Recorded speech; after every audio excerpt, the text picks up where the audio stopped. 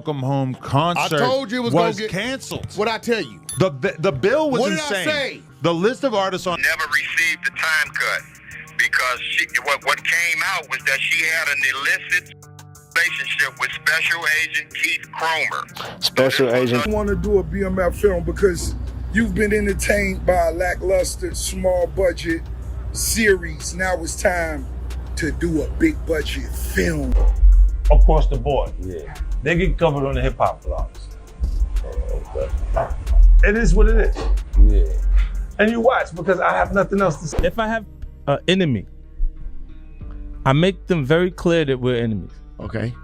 I use That's fair. I use my energy To make to it clear. destroy things around them. I make Take things- responsibility for that. right for just Rick Ross just did Big Meech dirty in the worst way possible, left him with no money and no backup, right in front of 50 Cent. After years of shouting free Big Meech and acting like he had his back, Ross turned his back when it mattered most. And now, Meech is left out in the cold, realizing he trusted the wrong person. But 50? Oh, he saw this coming from a mile away. For years, Rick Ross has built his brand using the BMF name, even dropping the hit song BMF like he was part of the empire. He made it seem like he was Meech's biggest supporter, constantly bringing up his name in interviews, acting like they had a real bond. But now, the truth is out. Ross never cared about Meech. He just wanted to use his story for clout and, more importantly, as a tool to take shots at 50 Cent. And 50, he wasted no time calling Ross out for what he really is. A fraud, a clout chaser, a man who only aligns himself with people when it benefits him. And the ultimate proof, the moment Big Meech got out, when he needed real support, Ross was nowhere to be found. No money, no deals, just empty promises that led to nothing. Meanwhile, the one man who actually helped Meech's family, 50 Cent, was the same man Ross was trying to drag through the mud.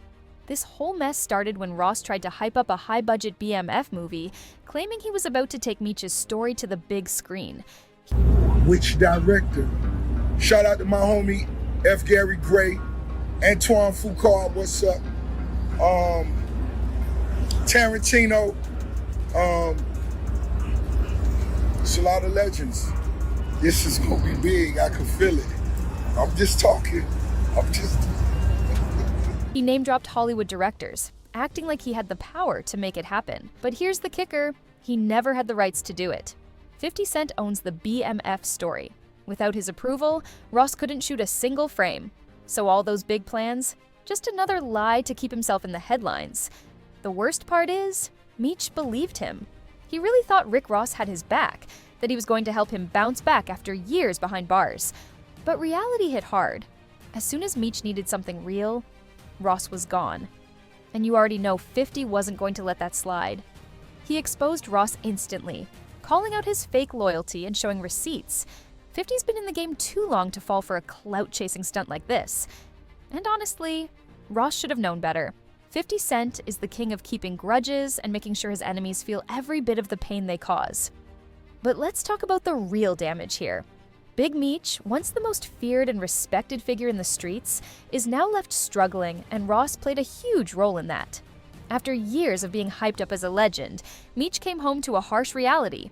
No money, no security, and no real support. The flashy lifestyle he once had? Gone. And the man who made millions off his name? Nowhere to be found. Meanwhile, the only person who actually helped Meech's family? 50 Cent.